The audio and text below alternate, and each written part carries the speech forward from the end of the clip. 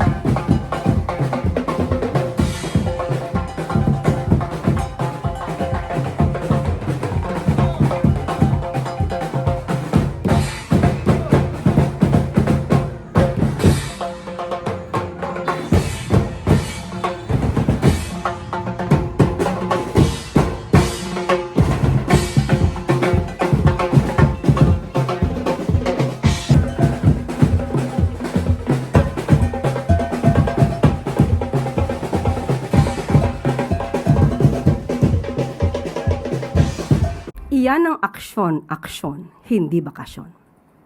Informal settlers no more.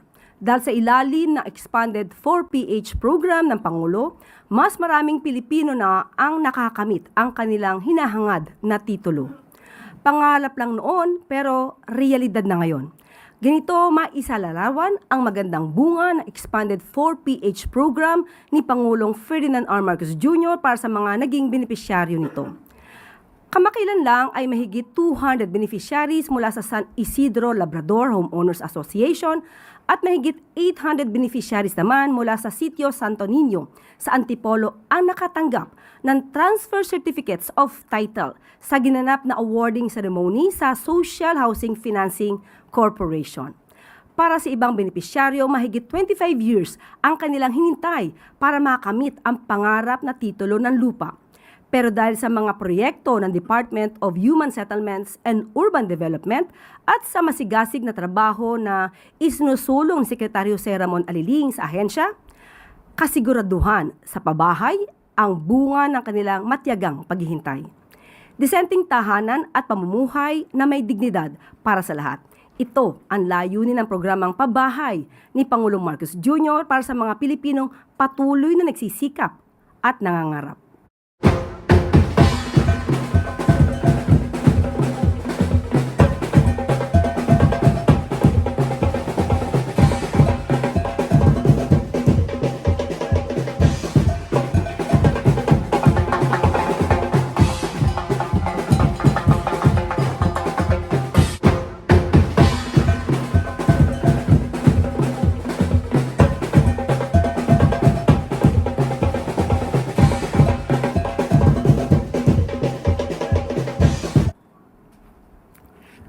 At maaari na po akong tumanggap ng inyong mga katanungan.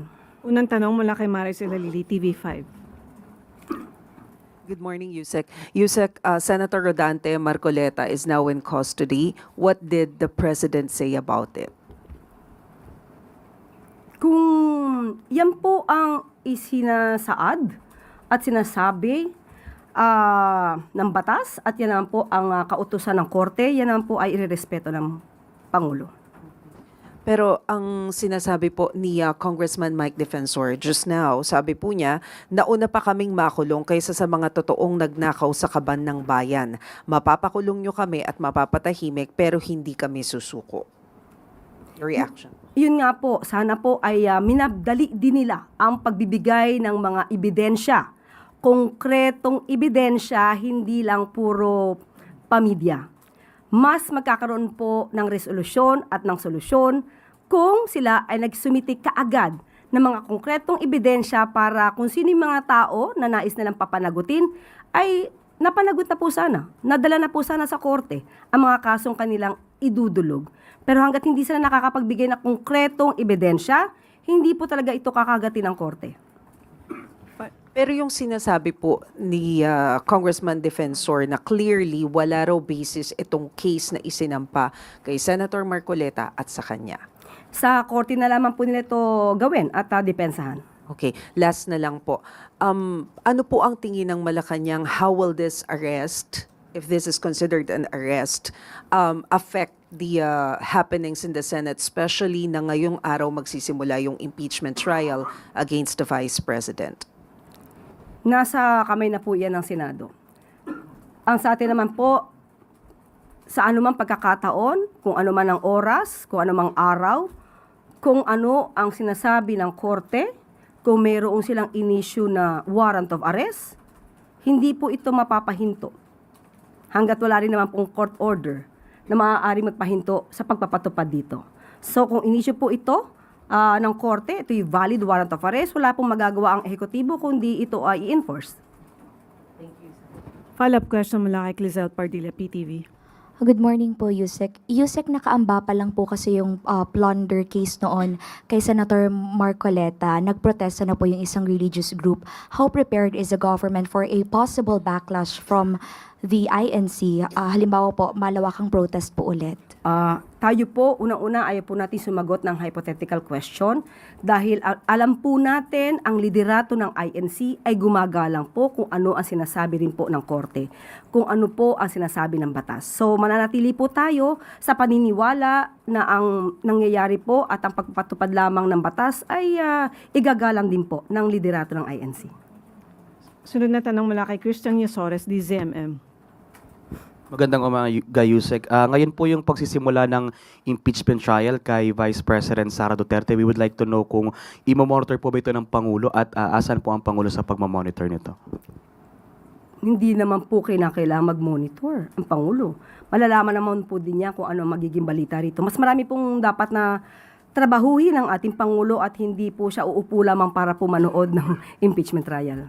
May we know na lang po yung thoughts ni President Marcos for today's impeachment trial na yung kanyang dating kaalyado sa pagtakbo sa halalan ay masasalang po ngayon sa isang impeachment trial.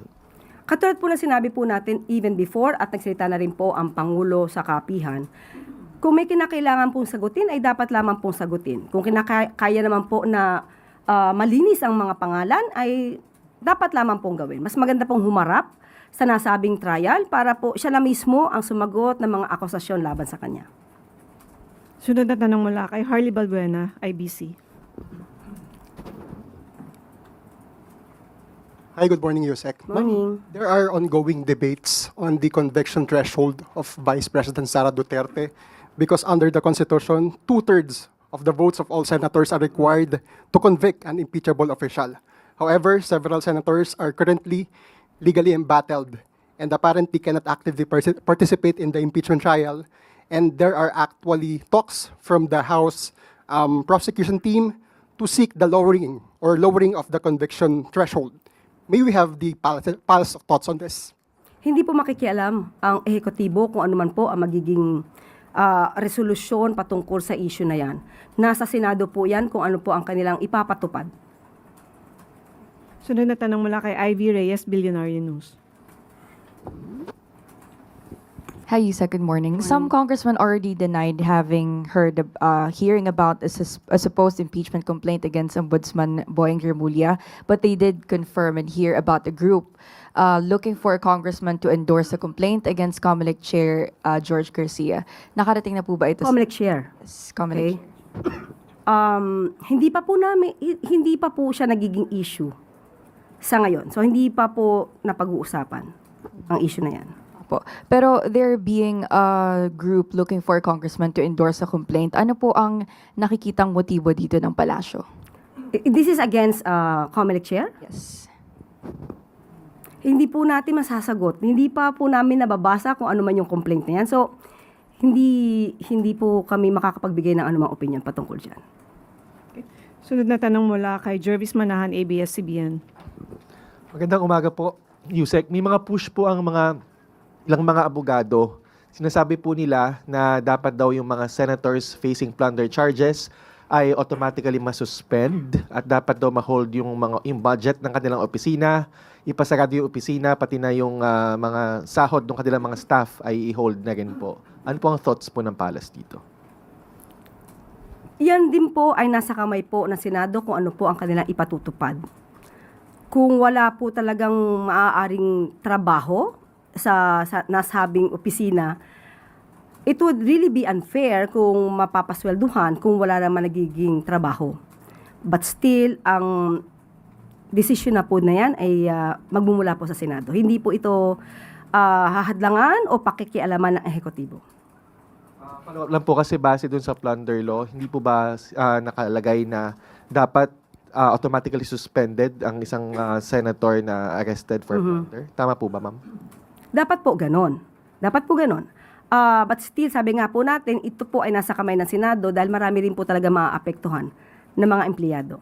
But sabi nga po natin, kung wala naman nagtatrabaho, talagang maaari lang masayang ang pondo. And at the same time, kung ganito kasi talaga ang magiging epekto, yung mga tauhan mismo ang maaaring makapagpigil doon sa kanilang mga senador o yung mga congressman na kanilang pinagsisilbihan na huwag masangkot sa mga ganitong klaseng mga issue ng korupsyon para hindi rin sila maapektuhan. But still, sabi nga natin, ang anumang decision dito ay magmumula sa Senado. Thank you po. Sunod na tanong mula kay Tina Maralit, The Manila Times. Good morning, Yusek. AFP Chief of Staff Romeo Browner is set to retire in 2 weeks. May naibigay na po bang listahan sa Pangulo on the possible candidates for his replacement? Sa ngayon, wala pa po na ipapaabot sa atin. So, wala pa po ako mabibigay sa inyo kung meron ng ganung impormasyon. Ano po kaya yung mga non-negotiable qualities of an AFP Chief ang hinahanap ng Pangulo? Unang-una po, of course, mapagkakatiwalaan, makabayan, makadiyos, at masipag, at ang iniisip ay kapakanan ng bayan. On another topic po, last week, DILG Secretary John Vic Remulla requested the National Police Commission to extend the service of Police Brigadier General Hansel Marantan, who is set to retire on July 10. Naipaabot na po ba ang request na ito sa Pangulo, given that under the law, an official may be extended in service upon the discretion of the President? Tingnan po natin at tignan na lamang po natin muli kung ano ang magiging pahayag ng Pangulo patungkol po dyan. Ayaw ko pong pangunahan dahil sa kanya po manggagaling kung magkakaroon po ng extension o igagrant yung request or ipuproceed na lang na magkaroon ng panibagong liderato. Salamat po. Sunod na tanong mula kay Alvin Baltasar, Radyo Pilipinas.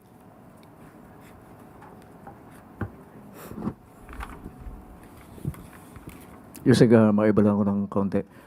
Expected po na papasok sa Philippine Area of Responsibility yung Super Typhoon either bukas or Wednesday. Meron na po bang directive dito si Pangulong Marcos? Nakausap po mismo natin at humingi po tayo ng komento mula sa NDRRMC at ito po ang mga ipinag-utos. Unang-una, conduct pre-disaster risk assessment scenario meetings and keep NDRRMC and RDRRMC response clusters on standby. Robust and widest alert warning and information campaign across all channels and platforms. implement preemptive evacuations in high-risk areas, secure safe evacuation centers, and set up livestock equipment zones. Preposition rescue teams, relief goods, and essential supplies, including special needs, and identify alternate routes. Enforce sea travel bans and inspect critical infrastructure, and provide early assistance to vulnerable sectors and monitor public health risks like flood-related diseases. So ito naman po ay whole of government approach. So lahat po ng ahensya na involved, kailangan pong kumilos. Yan po ang utos ng Pangulo. Yusek, babalikan ko lang yung, yung naging foreign trip sa Canada. Yung na-experience nyo doon sa Canada. Kasi may mga nababasa sa social media na mayroon allegedly mga efforts na i-deport daw yung mga na-involved doon sa tawagin na lang nating nag-confront sa inyo. Base doon sa pakikipag-ugnayan sa DFA kung meron man, totoo po ba yung magkakaroon ng deportation dito sa mga involved? Nung nangyari po kasi ito, hindi po ako nagsumbong. Hindi ko po agad ito pinaalam dahil wala po sana akong balak na palakihin. Pero nung dumating kami sa PhilCom, mas marami pang kumalat na mga balita na hindi namin alam na kumalat na pala yung video. So doon lang namin nalaman na talagang balak or parang may agenda sila na ito ay ipakalat. So dahil dyan, mas nakita ng iba nating mga kababayan yung mga ginawa nila na hindi maganda habang kami ay nagtatrabaho sa bansang Canada. So, hindi rin po tayo nagsabi, kahit na kay Secretary Dave Gomez, wala dahil after namin na-experience yon ay dumiretso na kami sa ibang venue para matapos yung aming video shoot para sa pag-present ng highlights ng ginawa ng Pangulo sa Canada. So, nalaman na nga lang namin dahil kami pa yung sinabihan na may kumakalat na video. Hindi po tayo nagsumbong, hindi po natin alam kung merong gagawing aksyon ang Philippine Embassy, ang ambassador at ang Consul General sa Canada, pero as far as I'm concerned, wala po kaming isinumbong. Nagkataon lang po na kumalat siya siguro dahil sa ibang mga kababayan natin. At the same time, siguro yung kumuha ng video, yun talaga yung purpose nila. So, wala kaming kinuhang video, hindi po galing sa amin ang video, sa kanila po galing. So, kung ano po ang magiging tugon dito ng DFA, mas maaari po siguro na i-address na lamang natin ito kay Secretary Tess Lazaro. Sa last point regarding this, nagkaroon ng reaction si Senador Robin Padilla at ang sabi niya sa inyo, wag daw kayo maging balat sibuyas, saying that public service comes with scrutiny and even insults. Opo, mas maganda po sana kung nagsalita muna si Senator Robin Padilla at inalam niya ang buong kwento bago siya nagsalita na balat sibuyas. Unang-una, katulad na sinabi ko kanina, hindi po kami ang nagpakalat ng video. Wala po kaming balak na ito ay palakihin. Pero lumalabas na sila, yung malamang yung sino ang nangharas o gumawa ng ganito sa amin sa Canada, sila yung nagpakalat ng video para sa kanilang content na i-spread nila sa kanilang mga kaalyado o sa mga trolls. At pangalawa, hindi kami. Never kaming kumuha sa video. Makikita niyo po, may mga dala kaming papel dahil kami ay gagawa sana ng isang video shoot. At pangatlo, hindi kami nagsumbong. Hindi kami ang nagpaunang magpakalat nito. Nung nadudoon po ako kasamang MPC during dinner, sabi po sa akin ni Ivan Mayrina kung ako ay sasagot. Ang sabi ko, wag na lang palakihin, hindi na ako magbibigay ng anumang komento. Pero nabasa ko po kasi yung message ni Ivy. Tinatanong niya ako ano ang komento ko sa nangyari. So, since hindi naman ako makakasagot agad sa MPC sa Manila, so sabi ko ngayon kay Ivan, sige, sasagutin ko na lang, then kayo na lang ang mag-share sa MPC Manila. Yun lang po ang naging daan para sumagot ako, pero initially ayoko sanang sumagot. Ngayon, pag-uusapan ba ang balat sibuyas? Unang-una po, siguro mas maganda na masabi niya rin ito or mismo ni Senator Robin Padilla sa sarili niya. Dahil hindi po tayo balat sibuyas, hindi po tayo umaalma, katulad ng ibang ginagawa na tinaasan lang ng boses dahil sa kanyang pagsisingit or pag-interrupt sa pagsasalita ng isang senador ay biglang umalma na at medyo nag-alboruto. Yan po ang totoong balat sibuyas. But at the same time, hindi to issue ng pagiging balat sibuyas. Issue ito ng mga Pilipino na nagpapakita ng kagaspangan ng ugali. Sinabi po natin na karapatan ng bawat isa ang freedom of expression. Pero, ang pagsasabi ba, so magandang itanong natin to kay Senator Robin Padilla, ito tolerate niya ba ang mga kapwa niya Pilipino o maybe kaalyado niya o ang naratibo katulad ng kanyang mga kaalyado? Ang mga salitang, mamatay ka na sana. O kaya ang pagmumura na PI. Hindi isang beses, hindi dalawang beses. Ito tolerate niya ba yan? Kasi pag tinolerate natin yan, ang masasabi ng mga kabataan ngayon, tama lang palang magmura at magdasal ng kamatayan ng iba. Kaya ba, hindi niya man lang pinagsasabihan o hindi man lang niya inalarmahan ang Vice Presidente nung ito ay nagmura. Minura ng minura ang Pangulo natin at pinagbantaan pa ng buhay. Yan ba ay natotolerate ni Senator Robin Padilla para sabihin na balat sibuyas ang isang tao? At meron pa po akong nabasa, kung tama ang aking basa sa isang post ng SMNI News Online. Ito ang sinabi daw ni Senator Robin Padilla. Pinili natin ang trabahong ito, kaya tanggapin natin lahat ang pag-aalipusta. Dahil ang bayan ay ibiningit na natin sa kawalan. So ulitin po natin, ang pag-aalipusta ay normal pero hindi ang pagmumura at hindi ang pagdarasal ng kamatayan ng ibang tao. Hindi po yan maka-Pilipino, hindi po yan maka-Diyos at hindi po yan makabayan. At pakitanong na lang po, anong ibig niya sabihin na ang bayan ay ibiningit na natin sa kawalan? Hindi po natin matatanggap ang ganitong napaka-general na statement niya. Ipaliwanag po niya sana ito kung anong ibig niya sabihin to, dahil pag pinaliwanag niya po ito, sasagutin ko po siya. Hindi po siya maaaring magpindang ng ganito nang wala siyang anumang ebidensya. Salamat po, Yusek. Follow-up question mula kay Chris Jose Rimate. Ma'am, paano po kung dumating sa punto na mag-public apology yung mga taong to para po mahingi po yung pagpapatawad nyo? Ano po ang masasabi nyo rito?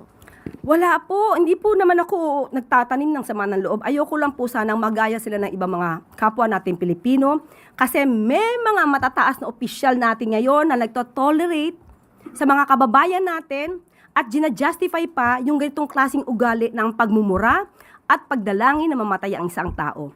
Hindi po yan dapat tinotolerate. Sana yung matataas na opisyal natin ngayon dito, sila ang magsilbing modelo para sa kagandahang asal. Hindi sila yung nagsisilbing modelo para gayahin sila sa masamang ugali. Thank you po. Sunod na tanong mula kay Samuel Medinilla, Business Mirror. Good afternoon po. Good afternoon po, ma'am. Mag-ask lang po ako ng clarification dun sa naging statement po ni President Marcos sa Canada po. Kung may epekto po ba or wala yung UMIC status ng Pilipinas sa interest rates ng loans na kukunin ng government from multilateral development institutions po. Opo, minabuti po natin tanungin mismo sa Secretary Frederick Go patungkol po sa issue na yan dahil napaka-technical na kailangan nating i-explain sa taong bayan. Ito po at babanggitin ko mismo ang sinabi ni Secretary Frederick Go ng Department of Finance. The effect on multilateral loans will not take effect immediately. Most of them have a period to see if we maintain the status for about 3 years before there is an effect on loan rates. And the effect is very minimal and only affect very few. So for 2026 or 2027, there will be no effect. And if ever there is, it will be very minuscule.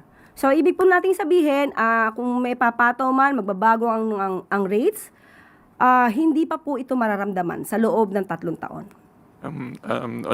Follow-up po. Meron po bang, ano pong, may na-mention po si President Marcos na pwedeng makaapekto sa grants yung UMIC status. Itatanong ko lang po kung ano po kayang grants na binigay na sa Pilipinas or a-applyan pa lang ng Pilipinas yung pwede pong maapektuhan ng UMIC status po pagdating sa grants. Sa ngayon, wala pa pong binibigay na particular o detalye ang Department of Finance patungkol po dyan. Last na lang po, na medyo nasagot na rin po nila, pero para lang po mas clear po, makakaapekto po kaya yung UMIC status pagdating po sa plans ng government to finance the 2026 budget and preparation po for the 2027 NEP po? Sa ngayon, wala pa po. Kasi sabi nga po natin, ito'y titignan sa loob ng 3 taon. So, yung 2027 budget ay hindi naman po maapektuhan. Thank you po, ma'am. Sunod na tanong mula kay Erica Sinaking, Business World. Good afternoon po, Yusek. May we get the palace comments lang po. BSB Governor Remolona said that more banks are expected to waive or lower transfer fees. Secretary Go also po hopes all digital transfer will be free of charge. Does Malacanang share the same sentiment? Do you think zero transfer fees should be the standard? Yes, actually po, si Secretary Frederick Go bilang chair of the board ng Land Bank, sila po talaga ang nagpauna sa pamamagitan po ng Land Bank na ma-reduce ang transfer fees and to eliminate convenience fees for certain person-to-government transactions. At dahil po dito, nag-start po ang Land Bank, sinimula ng Land Bank, at sumunod na rin po ang BPI at ang RCBC. So, ito po ay sang-ayon na rin po sa kagustuhan ng Pangulo. Okay po, follow up lang po. For ordinary Filipinos, especially mga consumers po, may mga concern, they are asking when will their own banks will parang match this trend. So, we understand that the rules is under BSP, but meron po bang anything na move ang Malacanang to encourage other financial institutions? Katulad po ng sinabi natin, pinasimulan po ng Land Bank.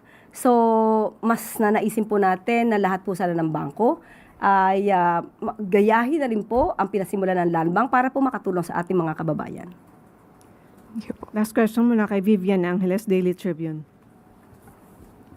Hi, Yusek. On a different matter, following Alex Ayala's historic victory at Wimbledon, is the President considering granting her any incentives or special recognition? Nakita po natin kung gaano po kasaya ang Pangulo sa na nakuha na tagumpay ng ating kababayan si Alex Ayala. So, hindi ko po pangunahan ang issue na yan. So, hayaan po natin ang Pangulo ang mag-announce. Thank you, Yusek. Wala nang tanong mula sa Malacanang Press Corps. Balik sa iyo.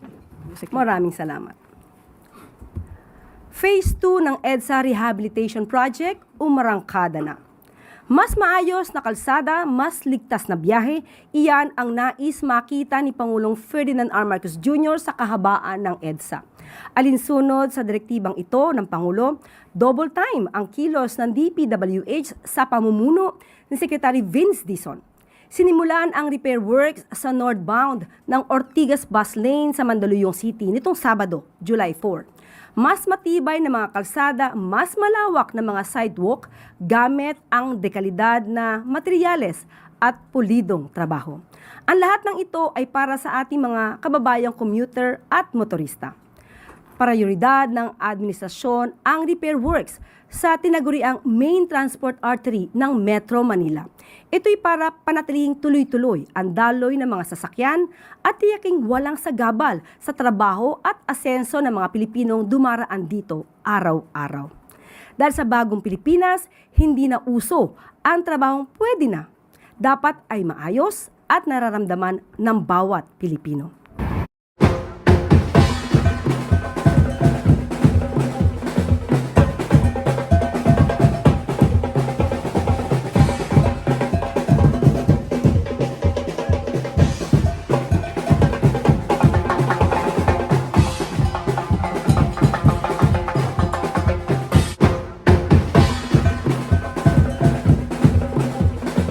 Siguro naman po yung mga obstructionist ay makikita na yung trabaho na yan. Kitang-kita po yan sa EDSA. At bago tayo magtapos, alinsunod sa whole of government approach ni Pangulong Ferdinand R. Marcos Jr. sa pagtugon sa problema ng baha sa bansa.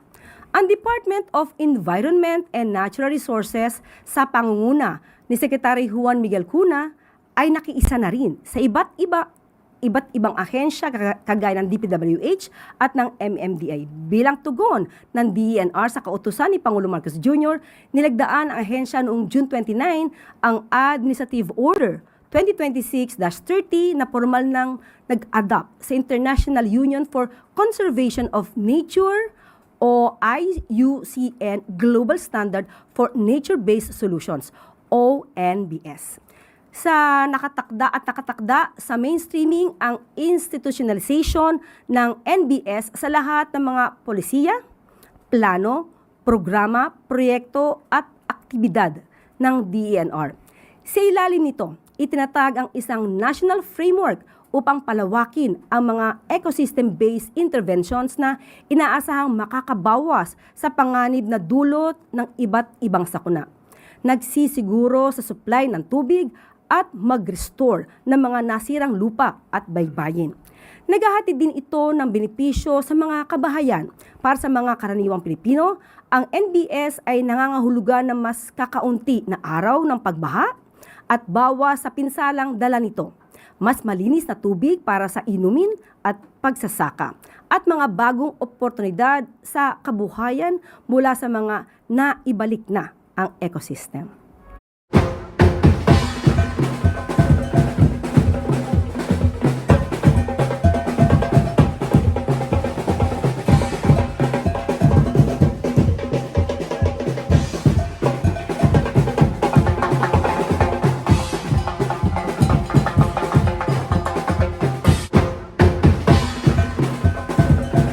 Lagi po natin tandaan, ang bagong Pilipino ay nagpapakita ng mabuting asal dito man o sa ibang bansa.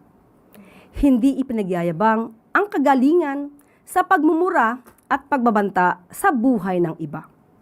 Ang mga masamang elemento ay nilalabanan ng isang tunay na bagong Pilipino. At dito na po nagtatapos ang ating press briefing. Magandang araw para sa bagong Pilipinas.